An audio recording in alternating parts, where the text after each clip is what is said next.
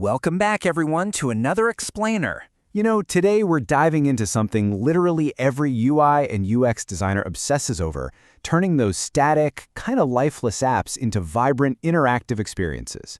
And we're going to do exactly that by exploring this fantastic open source component called the ShineButton library. Let's get right into it. So how exactly do you turn a boring app button into a genuinely delightful user experience? Look, we've all been there, right? Using an app where tapping a button just feels like, well, clicking a brick. Zero feedback, no joy, just a totally flat state change. But what if a simple tap could actually trigger this awesome burst of color and fluid animation? What if you could give your users that tiny little hit of dopamine every single time they interact with your UI? Well, that is exactly the problem we're solving today. Okay, let's look at the roadmap for this explainer. We'll start with number 1, the power of Shine. Then 2, open source origins. Following that, 3, the B4A wrapper. Then 4, features and customizations. And finally, 5, implementing with B4XDaisyUIKit. All right, section 1, the power of Shine.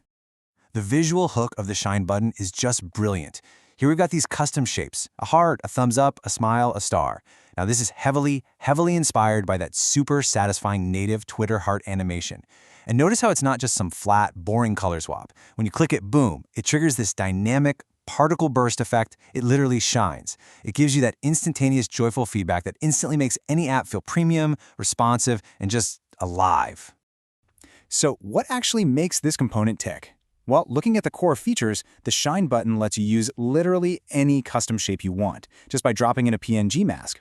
So you're definitely not locked into just stars and hearts. Plus, you can tweak the vibrant effects, meaning you have total control over the base color, the fill color, the distance of the shine, even the burst size. You get these buttery smooth clicking animations, and there's even a random colors option if you want to create this true confetti-like burst. It even works seamlessly inside pop-up dialogues. And honestly, the absolute best part? It pulls off all this UI magic without bogging down your app with heavy performance overhead. A total win-win. Moving on to section 2, open source origins. Okay, let's map out the timeline here, because it's pretty wild. A full decade ago, developer ChadCSong made the very first commit for this lightweight Android UI library on GitHub. Then, jumping to July 2016, a massive leap happened for our specific community when developer Johan Schoeman actually wrapped this native library for the B4X framework. But here is the truly amazing part. This is not dead code. Actually, scratch that, it's thriving. Just 5 days prior to our source snapshot, Chad was still pushing updates to the core library, adding things like modern Jetpack Compose previews and lifecycle support. Talk about serious staying power. And just to put that staying power into a bit of perspective for you, 4,200. That is the number of stars the ShineButton project has racked up on GitHub, along with over 540 forks. So yeah, this isn't some niche experimental weekend project. This is a massively popular, battle-tested open source giant that thousands of developers all over the world rely on to make their UIs pop. That brings us to section 3, the B4A wrapper. So back in 2016, expert developer Johan Schoeman took Chad's native Java-based project and completely wrapped it into this highly accessible B4A library. Johan is pretty much an open source hero here. He clearly saw the immense potential of the Shine button's visual appeal and decided to do all the heavy lifting. He handled the native bridging so the entire B4X community could literally just drop this into their projects and get straight to designing. And let me tell you, the community reaction was immediate, and they were incredibly grateful. I absolutely love this actual quote from a developer named Michiane on the forum right after Johan dropped the release. He wrote, "Wow, this is so MCHINAHYO. Are you sure you are human? Love your work." Reading that just injects so much human energy and warmth into this explainer, right? It perfectly shows how just one developer taking a bit of time to wrap a library can bring absolute delight and totally new capabilities to a whole ecosystem of creators. All right, let's jump to section 4, features and customizations.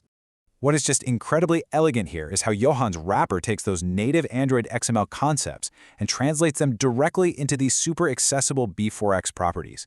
Like over in the native Android world, you'd be messing with XML layout attributes like app BTN color or app shine count. But Johan mapped these beautifully. So now we just call BTN color, bfill color, or shine count straight in our code as simple object properties. Want 20 shine particles instead of the default 8? Boom, just set shine count to 20. It makes configuring all those vibrant visual effects just ridiculously intuitive and fast. And finally, Section 5, Implementing with B4XDaisyUIKit.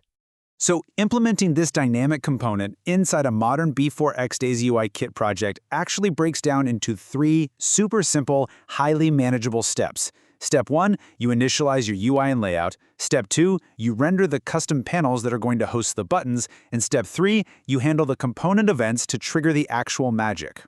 Let's look a little closer at the logic for these steps, shall we? Checking out steps 1 and 2, the provided source code shows us exactly how seamless this process is. When you're initializing your root views, you can perfectly integrate them with modern design systems. The code actually uses B4XDaisyVariants.getTokenColor to set the root background. What does that mean for you? It means your ShineButton host panels instantly adopt your app's global theme variables, like a super clean base 200 color scheme.